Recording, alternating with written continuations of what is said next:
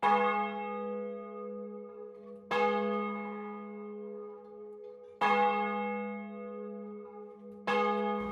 bom que hoje tu podes estar conosco.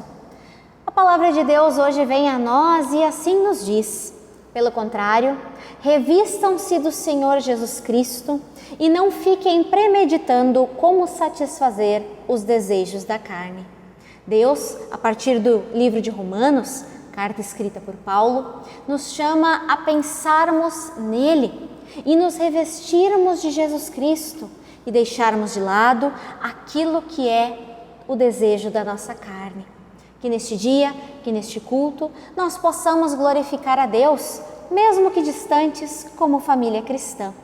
Sim, nós nos reunimos não em nosso nome, mas em nome do Trino Deus. Deus que é Pai, Filho e Espírito Santo. Amém. Para que nós iniciemos esse momento, eu te convido para juntos louvarmos ao nosso Deus.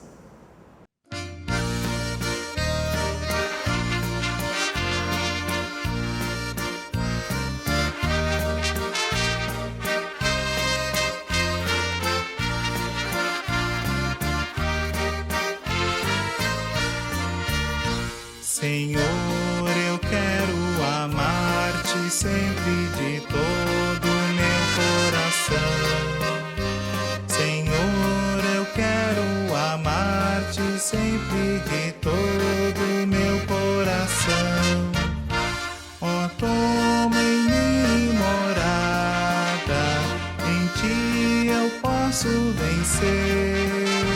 Senhor, eu quero viver na tua presença com todo o meu ser. Senhor, eu quero viver na tua presença com todo o meu ser.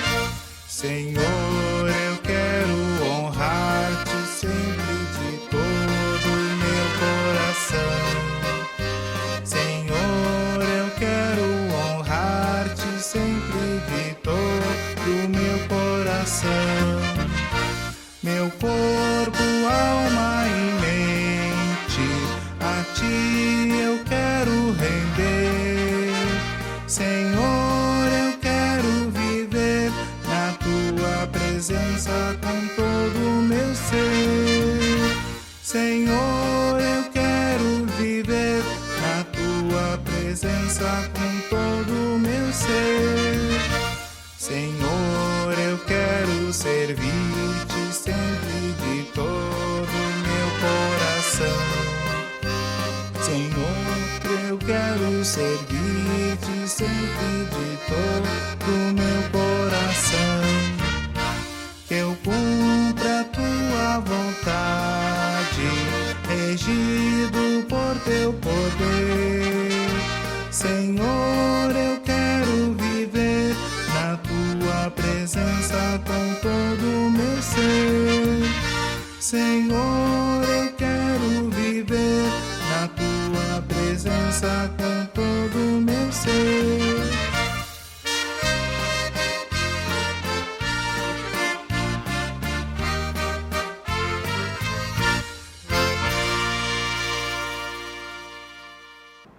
Para que hoje, novamente, a palavra de Deus possa falar conosco, é necessário que nós confessemos os nossos pecados e assim o Espírito Santo possa vir falar para nós.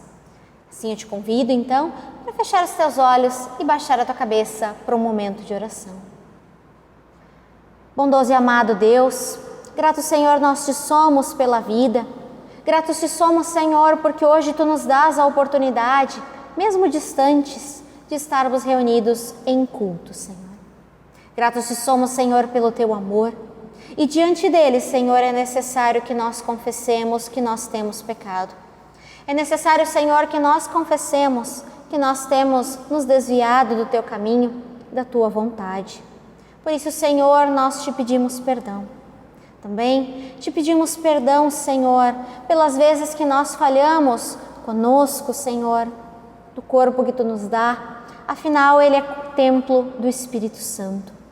Te pedimos, Deus, também perdão, porque muitas vezes nós falhamos com o nosso próximo, através do nosso pensamento, das nossas falas e das nossas ações.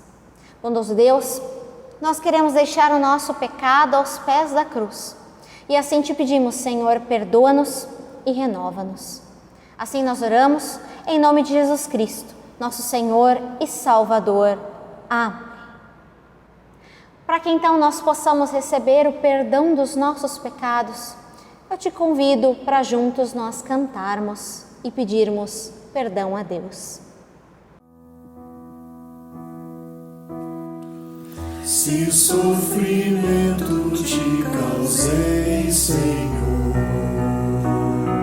se ao meu exemplo fraco tropeçou, se em teus caminhos eu não quis andar, perdão, Senhor. Se vão e fútil foi o meu falar, se ao meu irmão não demonstrei amor, se ao sofredor não estendi a mão, perdão, Senhor. Se indiferente foi o meu viver,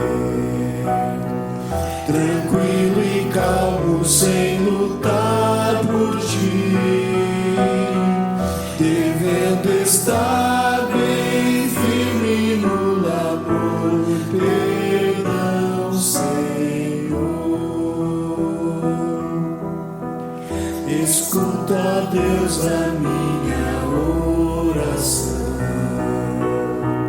e vem livrar-me de incertezas mil, transforma minha vida entregue a ti, amém, Senhor.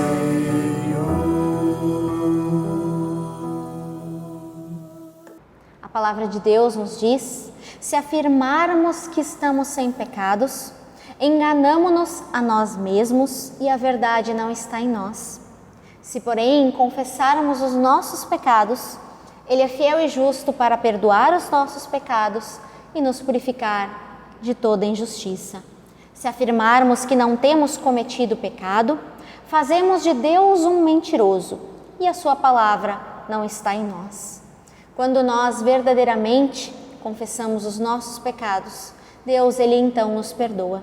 Assim, eu anuncio o perdão dos nossos pecados, não em meu nome, mas em nome do Trino Deus, Deus que é Pai, Filho e Espírito Santo. Amém. No nosso mundo existem muitas dificuldades. Existem muitas pessoas que passam pela fome, pela miséria, pela falta de trabalho, pela injustiça. Por todas as dores do nosso mundo, nós queremos clamar a Deus quando juntos cantamos pelas dores deste mundo, ó Senhor.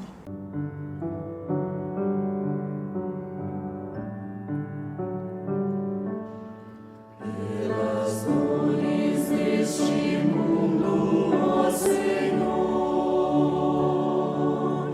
imploramos piedade. A um só tempo geme a criação. Teu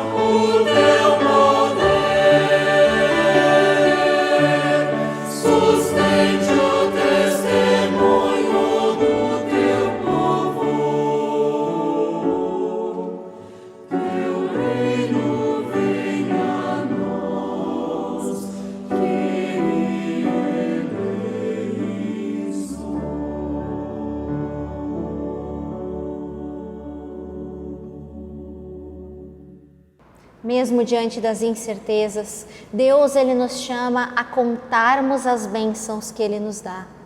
Por quem Ele é, por Ele estar conduzindo o nosso viver dia após dia, nós queremos juntos louvar.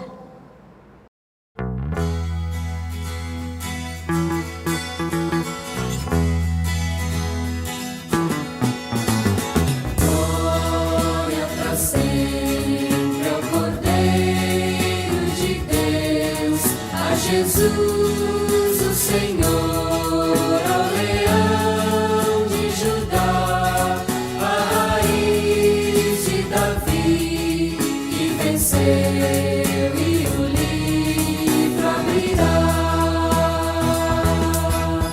O céu, a terra e o mar, e tudo que neles há,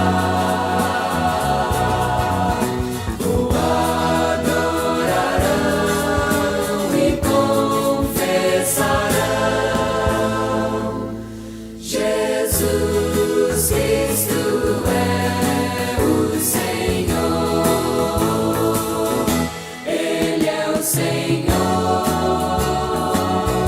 Ele é o Senhor, ressurreto dentre os mortos, Ele é o Senhor. Todo joelho se dobrará, toda língua confessará que Jesus Cristo é o Senhor.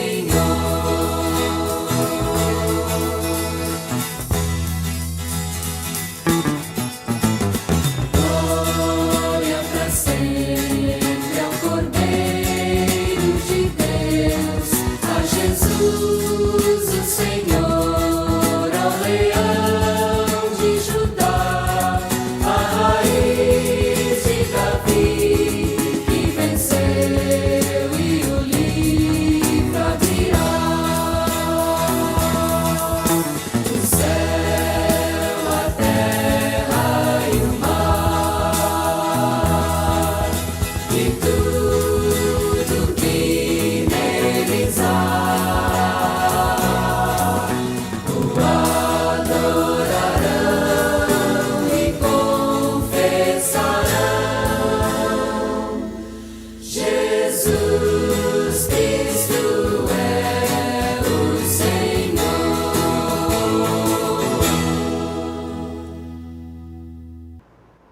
Queridos irmãos em Cristo, no dia de hoje nós somos chamados a refletirmos a partir do Antigo Testamento num texto que vem do profeta Isaías. O nome de Isaías significa o Senhor salva. E Isaías é aquele que viveu e profetizou no Reino do Sul, na região de Judá, na cidade de Jerusalém, onde ele também nasceu e ali foi educado. Isaías, ele profetiza, ele tem o seu ministério do ano de 740 até mais ou menos o ano de 681 a.C. E junto com ele atuou no Reino do Sul o profeta Miqueias, e no Reino do Norte, nessa mesma época, atuaram Amós e Oséias. Aqui o povo de Deus está não mais em um único reino, mas dividido em dois, o Reino do Norte e o Reino do Sul. E é nesse Reino do Sul, então, que Isaías ele vai profetizar, ele vai trazer o anúncio de Deus. Isaías ele é conhecido como um profeta messiânico, pois ele fala de Jesus e fala da sua vinda. Ele fala do juízo e da salvação. Isaías ele reconhece Deus como o Santo de Israel, aquele que virá para castigar o povo rebelde, mas também virá para redimir esse povo através de Jesus Cristo. Hoje nós queremos refletir a partir do capítulo 40, dos versos 21 a 24, que assim nos dizem: Será que vocês não sabem? Nunca ouviram falar? Não lhes contaram desde a antiguidade? Vocês não compreenderam como a terra foi fundada? Ele se assenta no seu trono, acima da cúpula da terra, cujos habitantes são pequenos como gafanhotos. Ele estende os céus como um forro e os arma como uma tenda para neles habitar. Ele aniquila os príncipes e reduz a nada os juízes deste mundo. Mal eles são plantados ou semeados, mal lançam raízes na terra. Deus sopra sobre eles e eles murcham. Um redemoinho os leva como palha. O profeta Isaías, nesses 4 versículos, está nos falando sobre a soberania de Deus. A soberania de Deus que está acima de toda a terra. Por que ele diz isso? Porque Deus é aquele que tem o seu trono acima da cúpula da terra, nos diz o texto. E quando ele fala em cúpula, ele está falando do horizonte que nós enxergamos e que acima dele, então, está o trono de Deus. Ele também fala que o trono de Deus está acima de todos os habitantes que já passaram por aqui. Nós que aqui estamos e também aqueles que ainda nascerão nesse mundo. E Deus, ele nos compara a pequenos gafanhotos. Por quê? Porque assim como os gafanhotos, muitas vezes nós pensamos apenas em nós mesmos. Nós esquecemos que nós temos alguém à nossa volta que precisa de nós ou de algo que nós podemos contribuir. Deus assim nos lembra a partir de Isaías que muitas vezes nós pensamos apenas em nós mesmos, naquilo que nós podemos ter, naquilo que nós merecemos, naquilo que nós queremos. O texto também nos fala que Deus é aquele que está acima dos príncipes e dos juízes. Por que ele diz isso? Porque os príncipes e juízes, eles acham que possuem algum poder, mas eles esquecem que o poder de Deus é muito maior, que a sua soberania é muito maior.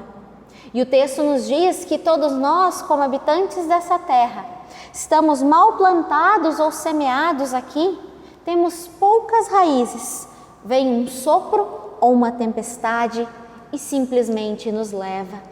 O que Isaías quer dizer com isso?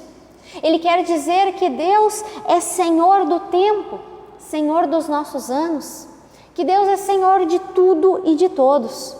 Ele nos lembra assim que a nossa vida é curta, ou seja, nós mal criamos raízes aqui e os nossos anos são passageiros e terminam. Isaías aqui quase que nos pergunta: quando nós nos voltaremos verdadeiramente para Deus na nossa vida? Mas o texto não termina nesses versículos. Ele segue dos versos 25 a 27, que assim nos dizem: com quem vocês vão me comparar? Com quem se assemelha a mim? Pergunta o santo. Ergam os olhos e olhem para as alturas. Quem criou tudo isso? Aquele que põe em marcha cada estrela do seu exército celestial e a todas chama pelo nome. Tão grande é o seu poder e tão imensa a sua força, que nenhuma delas deixa de comparecer. Por que você reclama, ó Jacó? E por que se queixa, ó Israel? O Senhor não se interessa pela minha situação. O meu Deus não considera a minha causa? Aqui nós temos que lembrar que o povo de Deus, o povo do reino do sul, onde Israel profetiza, não está mais na sua terra, mas está exilado.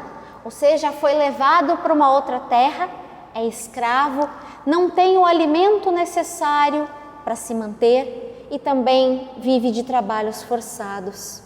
Aqui o povo ele está, querendo ou não, contestando o poder e a soberania do seu Deus diante dos deuses daquele povo que o conquistou. É como se eles se perguntassem: será que Deus é poderoso e está realmente cuidando de nós? E Deus, em contrapartida, pergunta: quem se assemelha a mim? Quem organiza as constelações e quando as chama pelo nome, elas aparecem? Aí então, quando Deus fala da sua soberania, Ele lembra da sua promessa de vida eterna. Ele lembra do seu poder. E nós, como seres humanos, nos perguntamos: Nós podemos confiar em um Deus que não faz nada? Nós podemos confiar em um Deus que não nos tira do exílio, o povo de Israel diria. E nós talvez podemos nos perguntar, nós podemos confiar em um Deus que não acaba com a pandemia? Deus, Ele mostra a sua soberania, mas para que Ele possa agir no nosso mundo e na nossa vida, é necessário que nós deixemos Deus ser verdadeiramente o nosso Deus, que Ele ocupe o primeiro lugar na nossa vida. E assim nós o sabemos quando nós vemos os versos seguintes do capítulo. Verso 28, assim nos diz: será que você não sabe, nunca ouviu falar? O Senhor é o Deus eterno, o Criador de toda a terra. Ele não se cansa nem fica exausto. A sua soberania é insondável. A sua sabedoria é insondável. Ou seja, Deus é soberano e sábio. Deus é aquele que tem poder e conduz tudo e todos, se nós assim o deixamos fazer.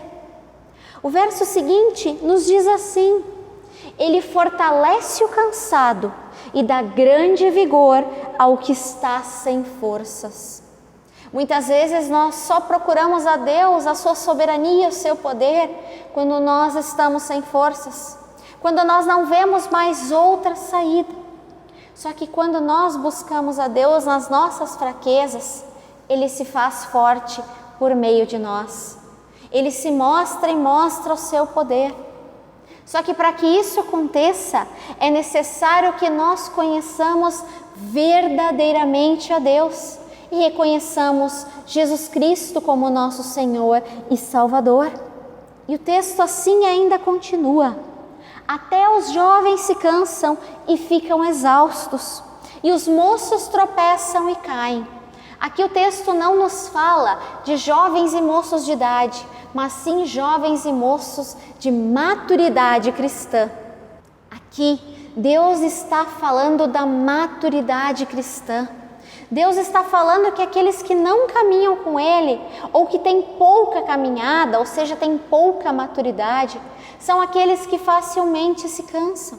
São aqueles que facilmente nas suas fraquezas ainda querem buscar pelas suas próprias forças e esquecem que Deus pode nos conduzir. E como nós podemos mudar isso? De forma simples. Primeiro, confessando diariamente o nosso pecado. Por quê? Porque o pecado, ele nos afasta de Deus. Ele nos afasta de um relacionamento com o Pai. E quando nós o confessamos, então nós podemos voltar o nosso caminho novamente a Deus. E aí vem o segundo passo, que é quando nós reconhecemos Jesus Cristo como nosso Senhor e Salvador.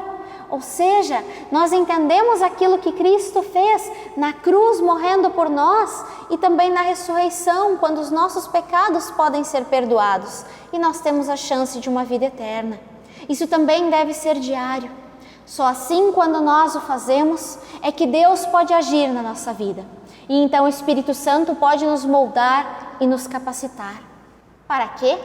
Para que nós anunciemos da Sua palavra. Para que nós anunciemos da salvação que vem em Jesus Cristo, da esperança que Ele nos dá. Então nós nos perguntamos como nós vamos anunciar. O último versículo nos dá a resposta. Ele diz assim: mas aqueles que esperam no Senhor renovam as suas forças, voam alto como águias, correm e não ficam exaustos, andam e não se cansam. Aqui, nesse verso, nós somos chamados a termos duas características das águias na nossa vida. A águia, quando ela salta de uma montanha e desce quase ao fundo de um precipício, ela encontra forças para novamente subir. E essa característica é o vigor, ou seja, o vigor, a força, a continuidade de levar o Evangelho que o Espírito Santo nos dá. E a outra característica é que a águia, ela não sobe devagar, mas ela tem velocidade para subir. Ou seja, nós somos chamados a levarmos da palavra de Deus com velocidade, não perdendo tempo, não ficando exaustos, porque Deus nos dá força, porque Deus nos capacita. Deus é aquele que é a nossa força e Ele nos envia aonde Ele nos quer. Portanto, como verdadeiros cristãos, nós devemos agir e esperar em Deus. Mas como eu ajo e espero ao mesmo tempo? Como eu vou esperar e agir? Só em Deus nós conseguimos agir e esperar. Agir levando da sua palavra a toda e qualquer pessoa, a todo e qualquer momento. Esperar quando Cristo voltar. Ou seja, nós levamos a sua palavra, mas esperamos a volta de Jesus Cristo. Assim, nós teremos com a volta de Cristo o fim das dores da qual nós levamos a palavra. Assim, nós teremos ali cumprida a promessa de vida eterna. E Deus, Ele renova as nossas forças. E como Ele faz? Quando nós confessamos os nossos pecados verdadeiramente todos os dias. Quando nós reconhecemos Jesus Cristo como nosso Senhor e Salvador de coração. Quando nós deixamos o Espírito Santo nos moldar e nos capacitar. E quando nós levamos a sua palavra a toda e qualquer pessoa. Que Deus possa te capacitar. Que Deus possa ser a força e o vigor. Que Deus te dê velocidade para levar da sua palavra a tantas pessoas que necessitam dela. Amém.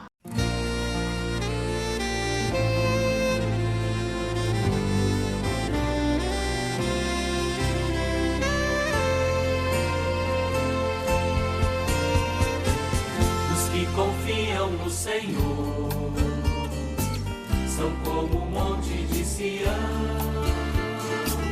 Os que confiam no Senhor, são como o monte de Sião. Firmes para sempre permanecem, firmes para sempre no Senhor.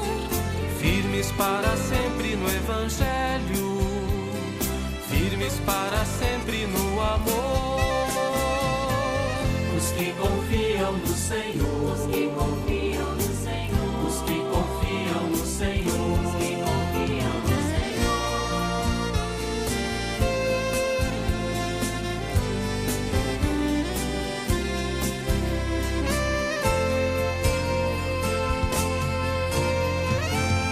os que esperam no Senhor, as forças hão de renovar.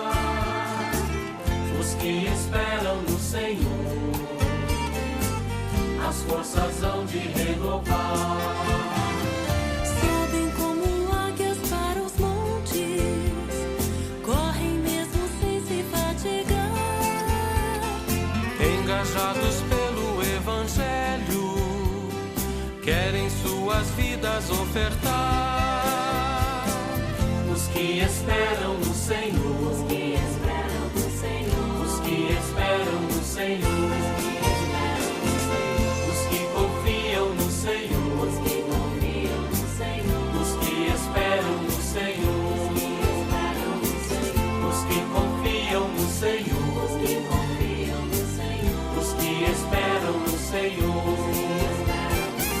os que confiam no Senhor, os que confiam no Senhor, os que esperam no Senhor, os que confiam no Senhor,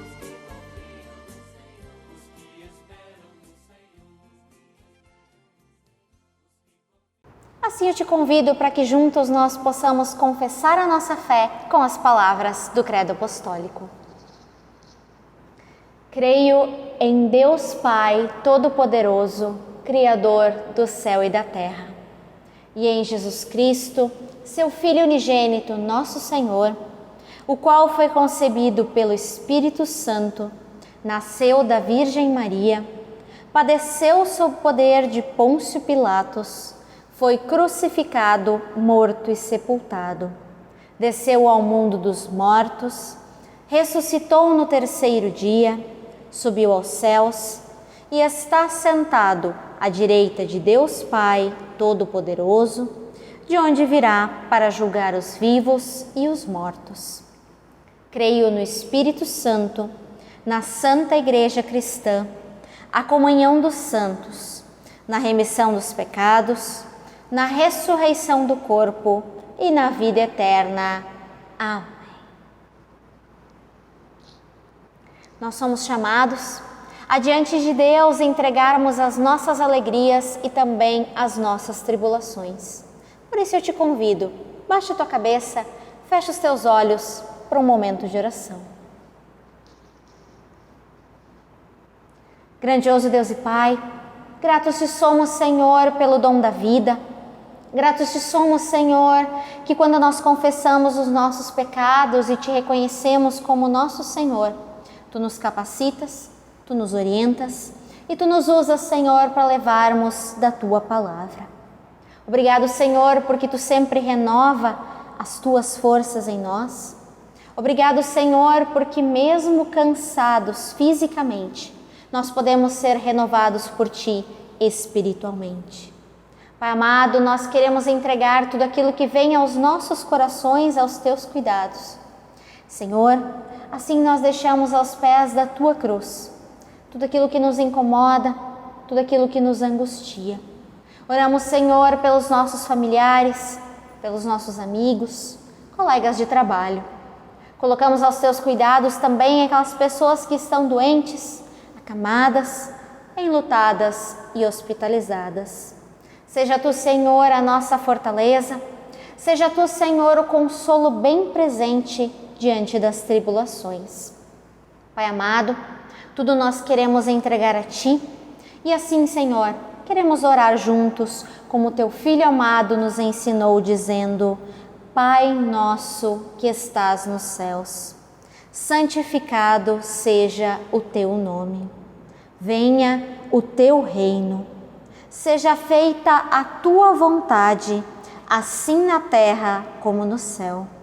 O pão nosso de cada dia nos dá hoje e perdoa-nos as nossas dívidas, assim como nós também perdoamos aos nossos devedores. E não nos deixes cair em tentação, mas livra-nos do mal. Pois teu é o reino, o poder e a glória para sempre. Amém. Que assim nós possamos seguir para mais uma semana sob a bênção de Deus. Que o Senhor te abençoe e te guarde. Que o Senhor faça resplandecer o seu rosto sobre ti e tenha misericórdia de ti. Que o Senhor sobre ti levante o seu rosto e lhe dê a sua paz. Que assim vos abençoe o Trino Deus, Pai, o Filho e o Espírito Santo. Amém. Vão em paz e sirvam a Deus e ao próximo com muita alegria. Uma abençoada semana a todos.